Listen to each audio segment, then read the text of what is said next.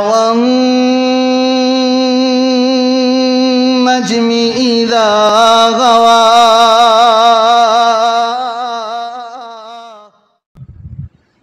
وقال جل وعلا في موضع آخر والسابقون الأولون من المهاجرين والأنصار والذين اتبعوهم بإحسان رضي الله عنهم ورضوا عنه وأعد لهم جنات تجري تحتها الأنهار خالدين فيها أبدا ذلك الفوز العظيم.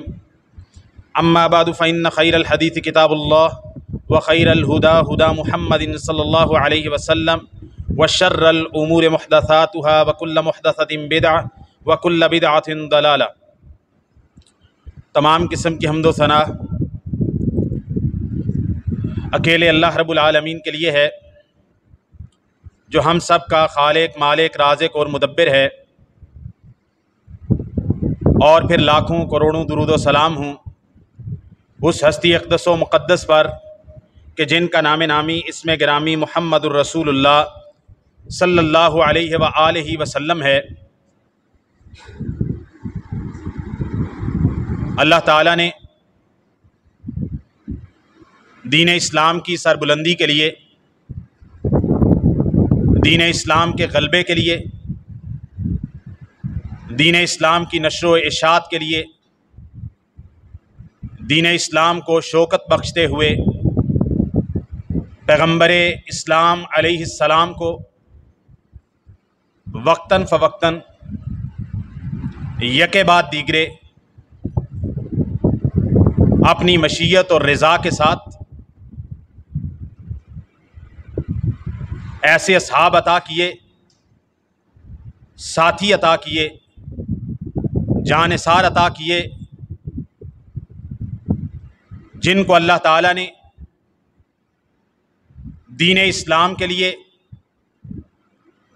عقیدہ توحید کے لیے، احیاء سنت کے لیے، شرک و بدعات کا قلاقمہ کرنے کے لیے، اسلام کے پرچم کو سر بلند کرنے کے لیے استعمال کیا، ان کو سبب بنایا۔ دین اسلام نے قراء پیدا کیے، دین اسلام میں محدثین پیدا ہوئے،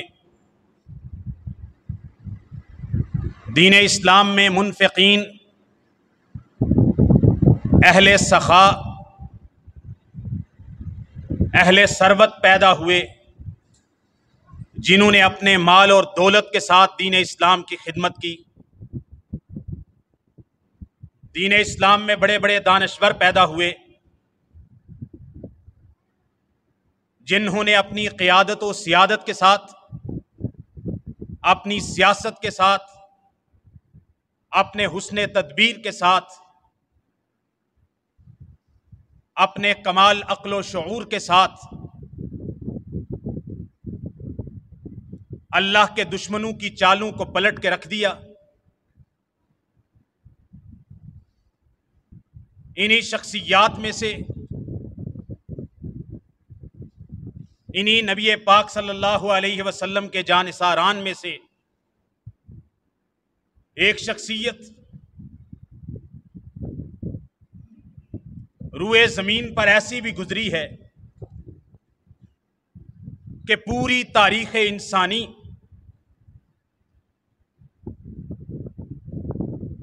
انسانیت کی پوری تاریخ کے اندر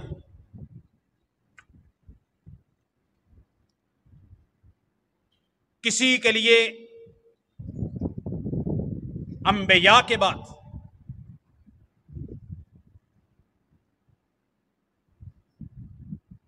غزوات کے اندر، جنگوں کے اندر، مارکوں کے اندر، قتل و قتال کے اندر،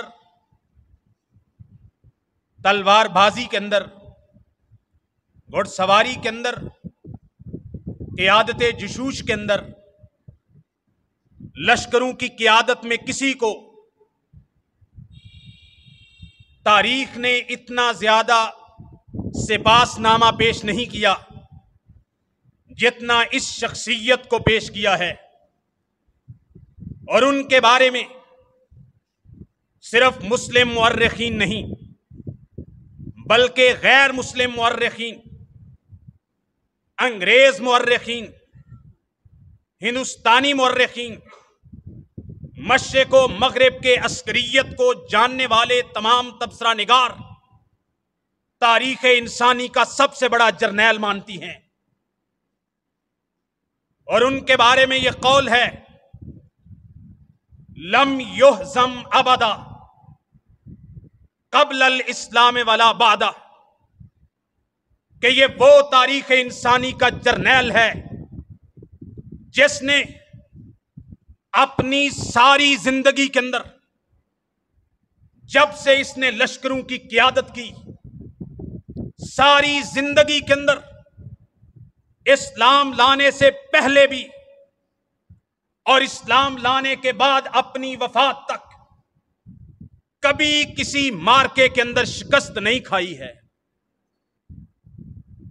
بڑے جرنیلوں کے نام آتے ہیں، الیگزینڈر دی گریٹ کا نام آتا ہے، سکندر اعظم، اس کو بھی شکست ہوئی ہے۔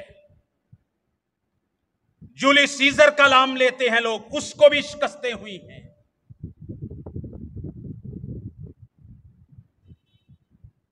لوگ نیپولین کا نام لیتے ہیں کہ ایسا ذہین و فتین جرنیل کسی نے نہیں دیکھا۔ نیپولین نے بھی بڑی بری شکست کھائی ہے۔ ہمارے تاریخ اسلام کے اندر محمود غزنوی جیسے جرنیل، ان کو بھی کبھی مارکوں کے اندر شکست کا سامنا کرنا پڑا ہے جزوی طور پر، لیکن تاریخ انسانی کے اندر انبیاء کو چھوڑ کر عام انسانوں میں سے کوئی جرنیل ایسا نہیں گزرا 5000 سالہ ریٹن ہسٹری کے اندر کہ جس نے اپنی ساری زندگی کے اندر کبھی کسی بیٹل میں یا کسی وار کے اندر کبھی شکست نہیں کھائی ہے، اور اس کا نام ہے خالد ابن ولید رضی اللہ تعالی۔ خالد ابن ولید۔ آج مسلمان بچوں کو نیپولین کی تاریخ تو پڑھائی جاتی ہے، سکندر اعظم کا تعارف تو کروایا جاتا ہے، منٹ گمری کا تعارف تو کروایا جاتا ہے کہ اس نے سیکنڈ ورلڈ وار کے اندر بڑی بہادری کے ساتھ لڑا، لیکن افسوس کہ مسلمانوں کو خالد ابن ولید نہیں پڑھائے جاتے، مسلمانوں کو سعد ابن ابی وقاص بھول گئے، مسلمانوں کو عمر ابن عاص بھول گئے، مسلمانوں کو علی ابن ابی طالب جیسے جرنیل بھول گئے، مسلمانوں کو ابو عبیدہ ابن الجراح جیسے جرنیل بھول گئے۔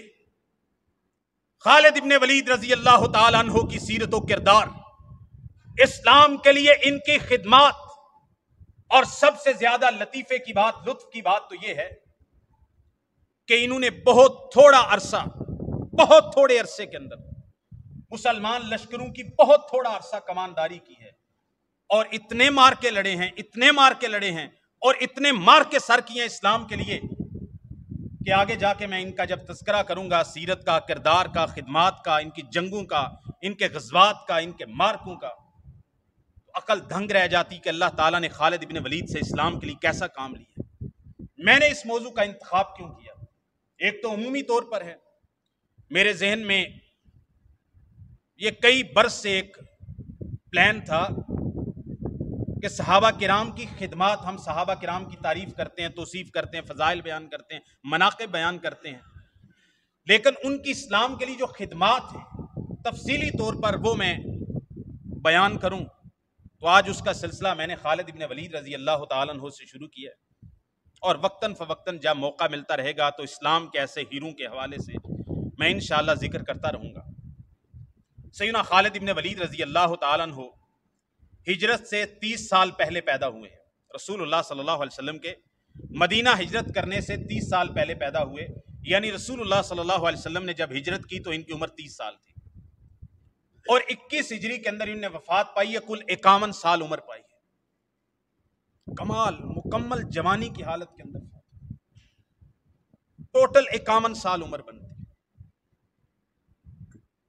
قریش میں سے ہیں اور اشراف قریش میں سے خالد ابن الولید ابن المغیرہ، خالد بن ولید بن مغیرہ المخزومی القرشی، مخزوم جو قریش کا ایک شاخ ہے اس سے تعلق رکھتے ہیں۔ ان کی ماں اسماء لبابہ الصغریٰ، یہ سیدہ میمونہ رضی اللہ تعالیٰ عنہا جو رسول اللہ صلی اللہ علیہ وسلم کی زوجہ ہیں، ان کی سگی بہن ہے۔ تو اس رشتے کے اندر رسول اللہ صلی اللہ علیہ وسلم سیدنا خالد ابن ولید رضی اللہ تعالیٰ کے خالو لگتے ہیں۔ خالد ابن ولید رضی اللہ تعالیٰ عنہ کی خالہ سیدہ میمونہ رسول اللہ صلی اللہ علیہ وسلم کی زوجہ ام المومنین ہیں، تو رسول اللہ ان کے رشتے کے اندر خالو لگتے ہیں۔ ان کے دوسرے خالے ہیں رسول اللہ صلی اللہ علیہ وسلم کے چچا جناب عباس رضی اللہ تعالیٰ۔ سیدنا عبداللہ ابن عباس کی والدہ، ان کا نام ہے لبابہ کبریٰ، دو بہنوں کا ایک ہی نام ہے، لبابہ صغریٰ، لبابہ کبریٰ۔ تو لبابہ کبریٰ سیدنا عباس رسول اللہ کے چچا کی بیوی ہیں، اور سیدنا عبداللہ ابن عباس کی والدہ ہیں، سیدنا فضل کی والدہ ہیں ام الفضل، ان کی کنیت تھی۔ تو سیدنا عباس رضی اللہ تعالیٰ عنہ بھی ان کے خالو لگتے ہیں، اور رسول اللہ صلی اللہ علیہ وسلم بھی ان کے خالو لگتے ہیں۔ سیدہ میمونہ کے تعلق سے سیدہ میمونہ ان کی خالہ تھی۔ زمانہ جاہلیت کے اندر بنو مخزوم کے بعد پاس اور سیدنا خالد ابن ولید رضی اللہ تعالیٰ عنہ کے شعور کی عمر کو پہنچنے کے بعد ان کے پاس قریش کا قبہ تھا۔ قبہ کہتے ہیں کہ جتنا بھی دشمن کی تیاری کے لیے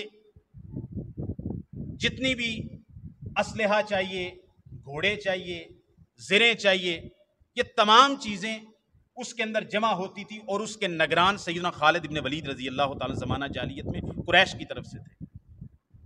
اور مقدمات الجیش جو گھوڑ سوار ہوتے ہیں، ان کے قائد سیدنا خالد بن ولید رضی اللہ تعالیٰ عنہ ہوتے زمانہ جاہلیت کے اندر۔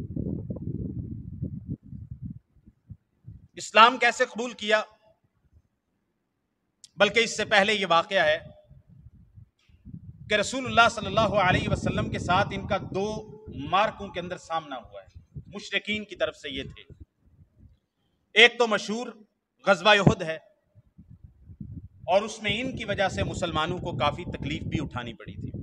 واقعہ آپ کے سامنے ہے، صحیح بخاری میں بھی موجود ہے، اور آپ نے سن رکھا ہے رسول اللہ صلی اللہ علیہ وسلم نے 50 تیر اندازوں کو ایک صحابی کی سرکردی کے اندر ایک درے پہ کھڑا کیا تھا کہ ہمیں فتح ہو، شکست ہو، کچھ بھی حالات ہوں، آپ نے یہاں سے نہیں آنا۔ پہلا حملہ ہوا تو قریش شکست کھا گئے، ابو سفیان رضی اللہ تعالیٰ عنہ ان کے لشکر کے امیر تھے، قائد تھے، شکست کھا گئے۔ مسلمان مال غنیمت سمیٹنے لگے، تو انہوں نے سمجھا کہ اب شکست، جنگ تو ختم ہو گئی ہے، غزوہ ختم ہو گیا ہے۔ ان کے امیر صحابی نے کہا، رسول اللہ صلی اللہ علیہ وسلم نے فرمایا تھا یہاں سے نہیں ہوتا۔ انہوں نے کہا کہ رسول اللہ صلی اللہ علیہ وسلم نے تو جنگ تک کہا تھا، اب تو جنگ ختم ہو گئی ہے۔ بہرحال وہ نیچے اتر آئے، پیچھے سے خالد ابن ولید رضی اللہ تعالیٰ عنہ اپنے گھوڑ سواروں کے ساتھ تیار تھے دوسرے حملے کے لیے۔ انہوں نے حملہ کیا، کچھ صحابہ، 2-4 صحابہ اس جو درے کے امیر تھے ان کے ساتھ رہ گئے تھے، ان کو نقصان پہنچایا، شہید کیا، اوپر سے تیر اندازی کی، مسلمانوں کے اندر بگدڑ مچ گئی۔ رسول اللہ صلی اللہ علیہ وسلم کا دانت مبارک شہید ہو گیا، سامنے کا سنیہ دانت۔ آپ صلی اللہ علیہ وسلم نے ہیلمٹ پہنا ہوا تھا جو جنگ کے اندر پہنتے ہیں، وہ لوہے کا بنا ہوا تھا، اس کی کڑیاں رسول اللہ صلی اللہ علیہ وسلم کے سر مبارک کے اندر دنس گئی۔ آپ صلی اللہ علیہ وسلم کا خون نہیں رک رہا تھا، تو سیدہ فاطمہ رضی اللہ تعالیٰ عنہ رسول اللہ صلی اللہ علیہ وسلم کے لیے بوری کو جلا کر اس کے اوپر رکھتی تھی۔ سیدنا علی رضی اللہ تعالیٰ اپنی ڈھال کے اندر پانی لے کے آ رہے تھے، زخم کو دھو رہے تھے۔ رسول اللہ صلی اللہ علیہ وسلم بے ہوش ہو گئے، نعوذ باللہ افواہ پھیل گئی کہ رسول اللہ صلی اللہ علیہ وسلم شہید ہو گئے ہیں۔ یہ مسلمانوں کو ایک بڑی تکلیف اٹھانی پڑی۔ بہرحال اللہ تعالیٰ کا آپ دیکھیں، اس کو کہتے ہیں اجتہادی خطا، کہ صحابی جان بوجھ کے غلطی نہیں کرا۔ اللہ کے نبی کی نافرمانی مراد نہیں ہے کہ اللہ کے نبی نے حکم دیا میں نے ماننا نہیں ہے، نہیں، بلکہ نبی پاک صلی اللہ علیہ وسلم نے حکم دیا، صحابی نے اس کی تعبیر اور کی کہ جنگ تک تھا، جنگ ختم ہو گئی ہے۔ اللہ تعالیٰ نے قرآن مجید کے اندر یہ آیات نازل کی، اللہ تعالیٰ نے اپنے نبی اور نبی کے صحابہ کو اللہ تعالیٰ نے معاف کر دیا، درگزر کر دیا ہے، جتنے لوگ بھی جو بھی معاملہ ان سے ہوا۔ تو خالد ابن ولید رضی اللہ تعالیٰ عنہ کی طرف سے یہ نقصان اٹھانا پڑا، لیکن مشرکین مکہ جنگ جیتے نہیں ہیں، یہ جنگ فتح اور شکست کے بغیر ہے، کیونکہ بدر کا مطلع لینے کے لیے آئے تھے۔ بدر میں مسلمانوں نے ان کے 70 مارے تھے اور 70 قیدی بنائے تھے۔ مسلمانوں کے شہداء تو ہوئے، لیکن نہ تو مسلمانوں کا مال غنیمت کے طور پر کچھ لوٹ سکے، نہ کوئی قیدی بنا سکے، نہ وہاں پہ قبضہ کر کے رہ سکے۔ تو یہ فتح اور شکست کے بغیر مسلمانوں کو نقصان اٹھانا پڑا، لیکن فتح شکست کے بغیر ہو گیا۔ تو یہاں پر یہ کہہ سکتے ہیں، بلکہ مورخین نے لکھا ہے خالد بن ولید رضی اللہ تعالیٰ اس جنگ کے اندر رسول اللہ پہ فتح نہیں پا سکے، شکست بھی نہیں، فتح بھی نہیں۔ دوسرا معاملہ ان کا رسول اللہ صلی اللہ علیہ وسلم کے ساتھ حدیبیہ کے غزوہ میں ہوا، اس کو بھی غزوہ حدیبیہ کہتے ہیں، اگرچہ اس میں جنگ نہیں ہوئی۔ مشرکین نے پوری تیاری کی تھی کہ آپ کو مکہ میں داخل نہیں ہونے دینا، آپ عمرہ کرنے کے لیے 1400-1500 صحابہ کے ساتھ گئے تھے۔ رسول اللہ صلی اللہ علیہ وسلم نے فرمایا میں جنگ کرنے آیا ہی نہیں ہوں، میں تو عمرہ کرنے آیا ہوں، بیت اللہ کی زیارت کے لیے آیا ہوں۔ کہا نہیں جانے دے سکتے، صلح حدیبیہ ہو گیا۔ صلح حدیبیہ کے بعد اگلے سال رسول اللہ صلی اللہ علیہ وسلم معاہدے کے مطابق عمرۃ القضاء کرنے کے لیے گئے، وہ جو عمرہ رہ گیا تھا راہ میں روک دیا گیا، اس کو کرنے کے لیے گئے۔ تو سیدنا خالد ابن ولید بیان کرتے ہیں فتغیبت، تو میں چھپ گیا، میں سامنے ہی نہیں آیا۔ کہتے ہیں یہاں تک کہ میں نے ارادہ کیا کہ میں عرب کو چھوڑ کے روم کے بادشاہ ہرقل کے پاس چلا جاؤں، یہ مکہ والوں کے پاس میرے جیسے بہادر بندے کی کوئی قدر نہیں ہے، تو میں روم جاؤں، بڑی ملٹری مائٹ ہے، میں اپنا دین چھوڑ کے نصرانیت یا یہودیت اختیار کروں۔ انہی سوچوں میں گم تھا کہ ان کے بھائی مسلمان ہو گئے تھے رسول اللہ صلی اللہ علیہ وسلم کے ساتھ۔ کہتے ہیں مجھے میرے بھائی کا پیغام خط ملا، انہوں نے کہا خالد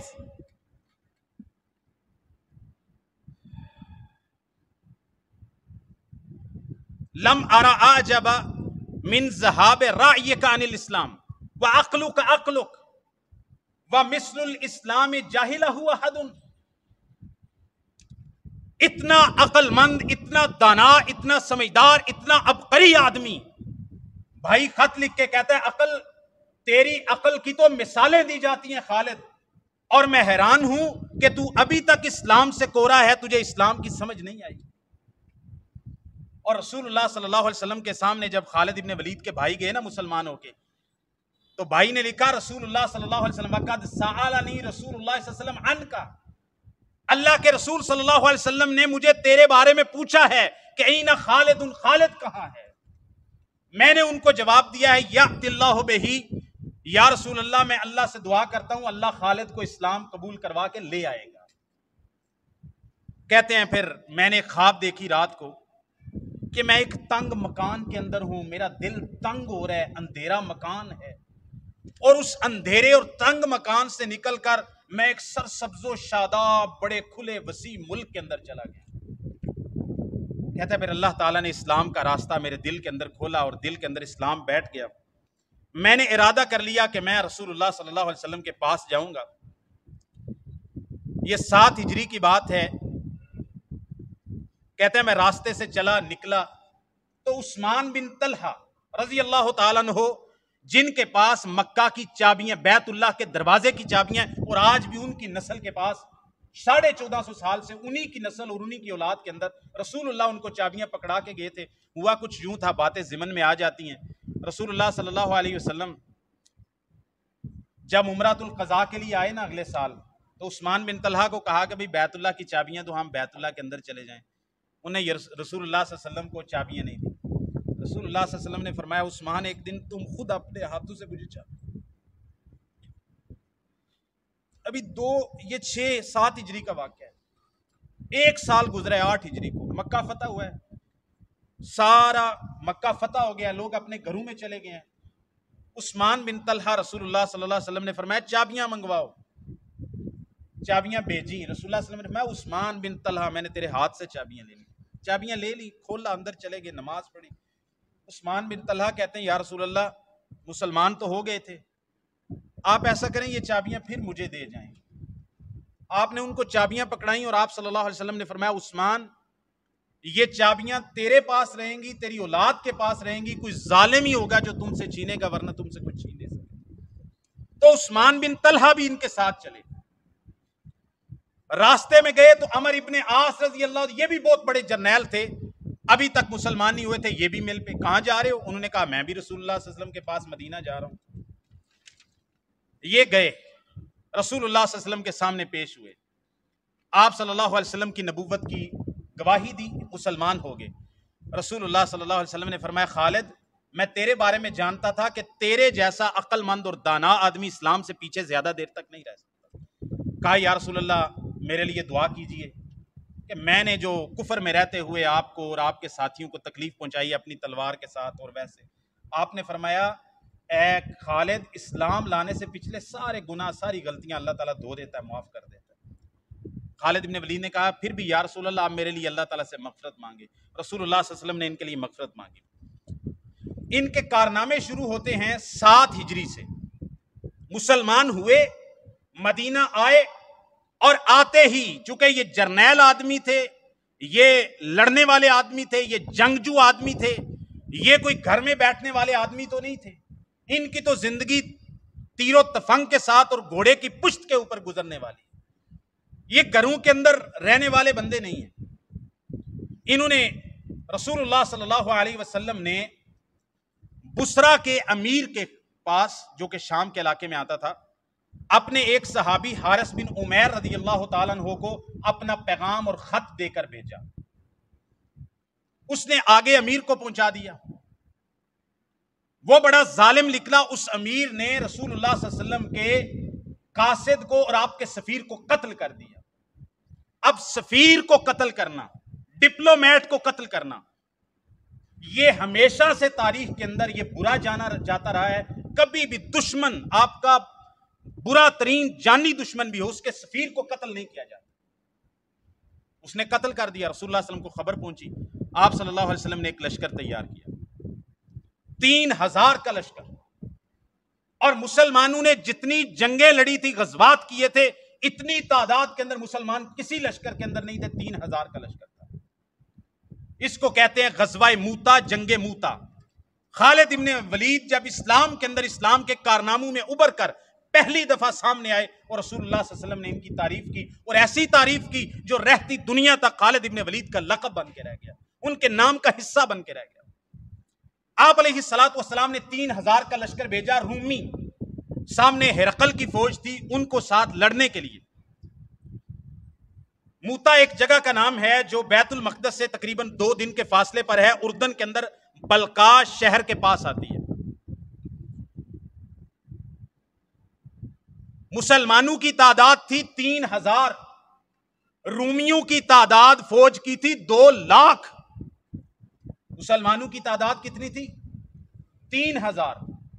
سامنے رومیوں کی تعداد تھی، ہرقل کی فوج کی، بیزنطینی ایمپائر کی تعداد کتنی تھی؟ 2 لاکھ کی فوج سامنے، اور سامنے کتنے ہیں مسلمان؟ 3000۔ آپ علیہ الصلوۃ والسلام نے جناب زید ابن حارثہ رضی اللہ تعالیٰ عنہ کو اس کا امیر بنایا، کہا اگر یہ شہید ہو جائیں تو جعفر بن ابی طالب رسول اللہ صلی اللہ علیہ وسلم کے چچا زاد اور سیدنا علی کے بھائی جعفر طیار اس کے بعد امیر بن جائیں گے۔ اگر وہ بھی شہید ہو جائیں تو پھر اسلامی لشکر کا جھنڈا اور کمان عبداللہ بن رواحہ سنبھال لیں گے۔ اگر وہ بھی شہید ہو جائیں تو رسول اللہ صلی اللہ علیہ وسلم نے فرمایا مسلمانوں میں سے مسلمان اپنے اتفاق رائے سے کسی کو بھی اپنا چوتھا امیر بنا سکتے ہیں۔ رسول اللہ صلی اللہ علیہ وسلم، انس ابن مالک بیان کرتے ہیں، یہ حدیث صحیح بخاری کے اندر موجود ہے، 3787 نمبر صحیح بخاری کے اندر۔ آپ مدینہ طیبہ میں مسجد نبوی میں موجود تھے، آپ صلی اللہ علیہ وسلم نے نہا زیدن و جعفرن و عبداللہ ابن رواحہ تھا۔ آپ صلی اللہ علیہ وسلم نے صحابہ کو خبر دی مدینہ میں بیٹھ کر اللہ کی وحی کے ساتھ، جبریل کی اطلاع کے ساتھ۔ آپ نے کہا کہ مسلمان مردانہ وار رومیوں کے خلاف موتا میں لڑ رہے، ان کے قائد زید ابن حارثہ ہیں، لڑتے لڑتے شہید ہو گئے۔ آپ علیہ الصلوۃ والسلام نے فرمایا پھر اسلامی لشکر کی وَأَخَذَ الرَّعْيَةَ جعفر ابن ابی طالب، اب اسلامی لشکر کی کمان میرے بھائی جعفر بن ابی طالب نے سنبھال لی ہے۔ آپ نے فرمایا استشہد، وہ بھی شہید ہو گئے۔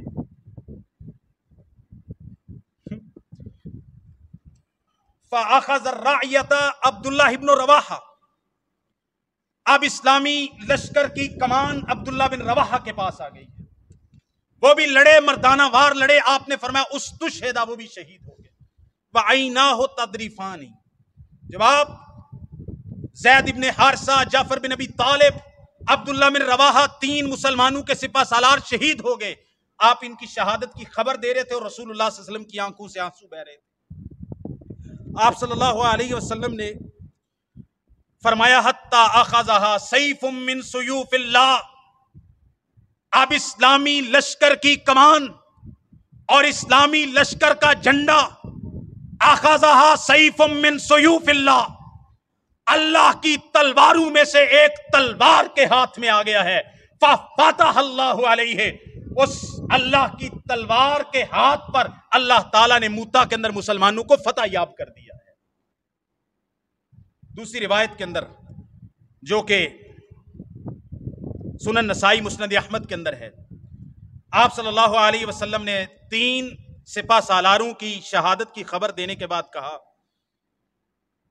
ثم اخذ اللواء خالد بن الولید فرفع رسول اللہ صلی اللہ علیہ وسلم اصبعیہ الی السماء، آپ صلی اللہ علیہ وسلم نے فرمایا خالد ابن ولید کے ہاتھ میں اسلامی کمان، اسلامی جھنڈا آ گیا ہے، اور آپ نے اپنے ہاتھوں کو آسمان کی طرف بلند کر کے کہا اللہم سیف من سیوف اللہ فانصرہ، اللہ یہ تیری تلواروں میں سے ایک تلوار ہے، اس کی مدد فرما۔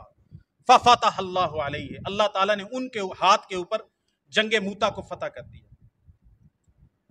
سیدنا عمر ابن خطاب رضی اللہ تعالی عنہ، ان سے ایک دفعہ کہا گیا کہ سیدنا ابو بکر صدیق رضی اللہ تعالی عنہ نے اپنے بعد آپ کو خلیفہ چن دیا تھا اپنی زندگی کے ختم ہونے سے پہلے، تو آپ بھی کسی کو اپنے بعد جانشین بنا دیں۔ عمر ابن خطاب نے کہا میں کس کو جانشین بناؤں؟ اگر آج ابو عبیدہ ابن الجراح موجود ہوتے، زندہ ہوتے، تو میں اس کو اپنا جانشین بنا کے جاتا۔ جب میں اللہ کے پاس جاتا، اللہ مجھ سے پوچھتا من امرت علی امت المسلمین علی امت محمد، اے عمر اپنے بعد امت محمد پر کس کو امیر بنا کے آئے ہو؟ میں کہتا یا رسول اللہ، اے میرے اللہ، میں نے تیرے رسول کو کہتے ہوئے سنا علیہ الصلوۃ والسلام کہ ابو عبیدہ امین ہذہ الامہ، کہ ابو عبیدہ ابن الجراح اس امت کا امین ہے، یا اللہ میں تیرے نبی کی امت پر اس امت کے امین کو امیر بنا کے آیا۔ اب وہ نہیں رہے، کہا کسی اور کو امیر بنائیے۔ کہا اگر میں امیر بناتا ان ادرکت خالد ابن الولید فامرتہ استخلفتہ من بعدی، اگر آج خالد ابن ولید زندہ ہوتے میں ان کو اپنے بعد خلیفہ چن کے جاتا، اللہ کے پاس جاتا، اللہ اگر مجھ سے پوچھتا عمر اپنے بعد کس کو مسلمانوں کی باغ دوڑ دے کے آئے ہو، میں اللہ کے سامنے جواب دیتا سمیت رسول اللہ، خالد ابن الولید سیف من سیوف اللہ، میں کہتا یا اللہ میں نے تیرے پیغمبر کی زبان مبارک سے سنا تھا کہ خالد ابن ولید اللہ کی تلواروں میں سے ایک تلوار ہے، یا اللہ میں تیرے نبی کی امت کی بھاگ دوڑ تیری تلوار کے ہاتھ میں سونپ کے آیا۔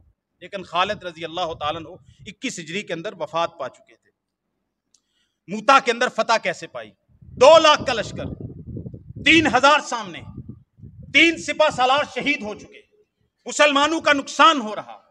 سیدنا خالد ابن ولید اگلے دن صبح انہوں نے سوچا کہ جنگی کرتب یہ عبقریت ہے، اسی وجہ سے ان کو تاریخ کا سب سے بڑا ملٹری جینیس سمجھتے ہیں۔ انہوں نے سارے لشکر کی ترتیب تبدیل کر دی۔ لشکر کے اندر 5 حصے ہوتے ہیں، ایک کو کہتے ہیں مقدمہ، ایک کو درمیان میں ہوتا ہے اس کو کہتے ہیں قلب، ایک ہوتا ہے میمانہ، ایک ہوتا ہے میسارہ، ایک ہوتا ہے ساقہ۔ تو انہوں نے سامنے والے حصے کو پیچھے کر دیا، دائیں والے کو بائیں، بائیں والے کو دائیں، اور پیچھے والے کو آگے، قلب کو ادھر بدل دیا، جھنڈا تبدیل کر دیا۔ سارے لشکر کی تبدیل کر کے جب سامنے سے گئے، رومیوں نے کہا، ڈر گئے رومی، روب طاری ہو گیا۔ انہوں نے کہا یہ تو مسلمانوں کے لیے کوئی نئی مدد اور نئی کمک آ گئی ہے، لہٰذا پیچھے سے فوج آ رہی ہے مسلمانوں، یہ تو تازہ دم ہو کے آ گئے۔ ساری ترتیب بدل دی اور یہ چال اختیار کی کہ آہستہ آہستہ آہستہ آہستہ پیچھے ہٹتے گئے، ہٹتے گئے، ہٹتے گئے۔ رومی پیچھے نہیں آئے، انہوں نے پیچھا نہیں کیا۔ انہوں نے کہا یہ مسلمانوں کی چال ہے، ان کو پیچھے سے کوئی لشکر آ رہا ہے امداد کے لیے، کمک کے لیے، یہ ہمیں صحرا کے درمیان میں لے جا کر ہمیں مارنا چاہتے ہیں، لہٰذا رومی ادھر سے ہی واپس پلٹ گئے اور مسلمانوں کا پیچھا نہیں کیا۔ رسول اللہ صلی اللہ علیہ وسلم نے صحابہ کو بشارت دی کہ اللہ تعالیٰ نے خالد کے ہاتھ پر 2 لاکھ کے لشکر کے سامنے 3000 کا قلیل ترین لشکر جو 60واں حصہ بنتا ہے، 60 گنا زیادہ فوج، اللہ تعالیٰ نے خالد ابن ولید رضی اللہ عنہ کے ہاتھ پر، یہ ان کا پہلا مارکا تھا جو انہوں نے خالد ابن ولید رضی اللہ عنہ نے رسول اللہ صلی اللہ علیہ وسلم کے ہاتھ پر اسلام لانے کے بعد لڑا۔ اور جنگ موتا کے اندر ایک واقعہ پیش آیا، تاریخ کے اندر ایسا واقعہ نہیں ملتا۔ سیدنا خالد ابن ولید جنگ موتا کے اندر ایسے سپہ سالار نہیں تھے کہ پیچھے سے بیٹھ کر آرڈرز دے رہے ہوں، اب اس طرف لڑو، اب اس طرف لڑو، اب اس طرف تیر مارو، نہیں، یا قلعے کی چھت پہ چڑھ جائیں، مردانہ وار آگے بڑھتے تھے اور صفوں کو چیرتے ہوئے آگے نکل جاتے تھے۔ سیدنا خالد ابن ولید نے کہا ان قطعت فی یدی یوم موتا 9 اسیاف، جنگ موتا کے دن سیدنا خالد ابن ولید ایک دن کے اندر اتنا لڑے، اتنی تلوار چلائی، 9 تلواریں سیدنا خالد ابن ولید کے ہاتھ کے اندر جنگ موتا کے اندر ٹوٹ گئی۔ تلوار لیتے، اتنا لڑتے تلوار ٹوٹ جاتی، دوسری، تیسری، چوتھی، 5ویں، 6ٹھی، 7ویں، 9 تلواریں ٹوٹ گئی۔ کہتے آخر صبرت فی یدی الیمانیہ، میری ایک یمانی تلوار تھی، آخر میں وہ میرے ہاتھ کے اندر 10ویں تلوار نے صبر کیا ہے۔ آپ اندازہ کر سکتے ہیں سیدنا خالد ابن ولید اس دن کیسا لڑے ہوں گے کہ انہوں نے 9 تلواریں ان کے ہاتھ کے اندر ٹوٹ گئی۔ یہ ہیں سیدنا خالد ابن ولید رضی اللہ تعالیٰ عنہ۔ فتح مکہ کے موقع پر رسول اللہ صلی اللہ علیہ وسلم کے ساتھ گئے، مقدمات الجیش جو گھوڑ سواروں کا تھا، رسول اللہ صلی اللہ علیہ وسلم نے ان کو کماندار بنایا تھا، اور ان کے ہاتھ سے تقریباً 12 مشرکین ٹوٹل قتل ہوئے ہیں غزوہ فتح مکہ کے اندر، اور وہ ان کے لشکر کے ہاتھوں ہوئے ہیں۔ اس کے علاوہ غزوہ حنین کے اندر رسول اللہ صلی اللہ علیہ وسلم کے ساتھ شریک ہوئے ہیں، اور وہاں پر ان کو زخم بھی آئے ہیں اور پھر ان کو اٹھا کر لایا گیا ہے۔ رسول اللہ صلی اللہ علیہ وسلم نے اپنا لعاب مبارک ان کے زخموں پہ لگایا اور یہ ٹھیک ہو گئے ہیں، اور باقی انشاءاللہ ان کی خدمات بہت زیادہ ہیں۔ اصل جو ان کی خدمات اس کے مزید آگے آنی ہیں، جنہوں نے اسلامی خلافت راشدہ کو جو تمکن بخشا ہے سیدنا خالد ابن ولید، جو مرتدین کا قلع کما کیا ہے، جو منکرین زکوٰۃ کا قلع کما کیا ہے، اور یہ ختم نبوت کا مہینہ ہے ستمبر کا، ختم نبوت کے منکرین مسیلمہ کذاب ہوں، طلیحہ اسدی ہو یا صباح ہو، ان کے خلاف منکرین ختم نبوت کا جو قلع کما کیا ہے سیدنا ابو بکر صدیق کی خلافت کے اندر، وہ خالد ابن ولید رضی اللہ تعالیٰ کی تلوار کے اندر ہے۔ اور اس کے علاوہ رسول اللہ صلی اللہ علیہ وسلم کی حیات طیبہ کے اندر ابھی ان کے بہت سارے مارکے ہیں، کون سے بت رسول اللہ صلی اللہ علیہ وسلم نے ان سے توڑوائے ہیں۔ خالد بن ولید رضی اللہ تعالیٰ کی باقی خدمات کا میں تذکرہ اگلے جمعے کے اندر کروں گا، اور میں نے یہ شروع میں کہا تھا کہ میں نے اس موضوع کا انتخاب کیوں کیا ہے۔ ایک تو یہ ہے کہ ہمارے مسلمان بھائی، نوجوان، خاص طور پہ بچے، مسلمان جرنیلوں کو بھول رہے ہیں، انہوں نے بس ارتغل ڈرامہ اب دکھا دو، مجھے کوئی ارتغل سے کوئی چڑھ نہیں ہے، اس نے بھی ان کے ظاہر خلافت عثمانیہ نے 400 سال تک مسلمانوں کی خدمت کی ہے، اور ہم ان خدمات کو خراج تحسین پیش کرتے ہیں، لیکن اس میں سچی جھوٹی تاریخ، خالد ابن ولید کس نے پڑھانا ہے، کس نے سنانا ہے، ان کے اندر جذبہ پیدا ہو۔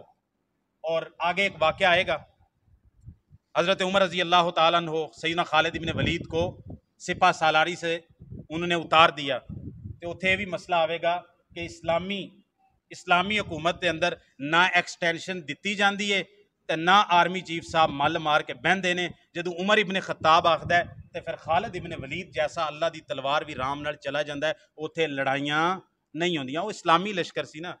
تو میرے ایک دوست ہے، وہ ایک جماعت کے اندر تھے، تنظیم کے اندر، تو امیر جماعت نے ان کو جو ہے نا عہدے سے جبری طور پر رخصت کر دیا، مستعفی کر دیا۔ تو آگے سے ایک بندہ کہنے لگا کہ بھئی آپ نے پھر خالد ابن ولید جیسی کردار ادا نہیں کیا، آپ جماعت ہی چھوڑ گئے۔ تو میرے دوست ہیں ماشاءاللہ، ان کا تاریخ کے ساتھ بڑا جذبہ ہے، انہوں نے کہا سامنے کوئی عمر ہوتا تو میں بھی اس کے سامنے صبر کر جاتا، تو اب ایسے لوگوں کے سامنے میں جو ہے نا وہ تو نہیں کر سکتا۔ تو بہرحال یہ بات ہے کہ بھئی خالد ابن ولید رضی اللہ تعالیٰ، ایک تو یہ وجہ ہے کہ اپنے مسلمان نوجوانوں کو، بچوں کو خالد ابن ولید، سعد ابن ابی وقاص، ابو عبیدہ ابن الجراح یاد کروانا ہے، ان کے اندر جذبہ ہو کہ ہمارے جسموں کے اندر روحانی طور پر کن شخصیات کا خون گردش کرتا ہے، ہم بہادر لوگوں کے بیٹے ہیں۔ اور دوسری بات یہ ہے کہ روافض نے، یہودیوں نے جتنا پراپیگنڈا خالد ابن ولید رضی اللہ تعالیٰ کے خلاف کیا ہے اور آج بھی کرتے ہیں اور ممبروں کے اوپر کرتے ہیں اور ذاکر کرتے ہیں، ابو بکر و عمر کے بعد سب سے زیادہ دشمنی جس شخصیت سے ہے وہ میں آگے بتاؤں گا، خالد ابن ولید رضی اللہ تعالیٰ سے ہے، کیونکہ ابو بکر رضی اللہ عنہ کی خلافت کو تمکن بخشا تو خالد ابن ولید نے کہا، تو ابو بکر سے دشمنی ہے، تو جو ابو بکر کی خلافت کو مضبوط کرنے والی تلوار تھی اس سے دشمنی کیوں نہیں ہوگی؟ اللہ تعالیٰ ہمیں سیدنا خالد ابن ولید رضی اللہ تعالیٰ عنہ جیسے جرنیل عطا فرمائے، اور اپنے ان ہیروؤں سے، ان جرنیلوں سے اللہ تعالیٰ ہمیں محبت کرنے کی توفیق عطا فرمائے، اور کل قیامت کے دن ہمیں ان کے زمرے کے اندر شامل فرمائے۔ باقی ان کی خدمات اگلے خطبے کے اندر میں ذکر کروں گا۔ السلام علیکم۔ والنجم إذا غوى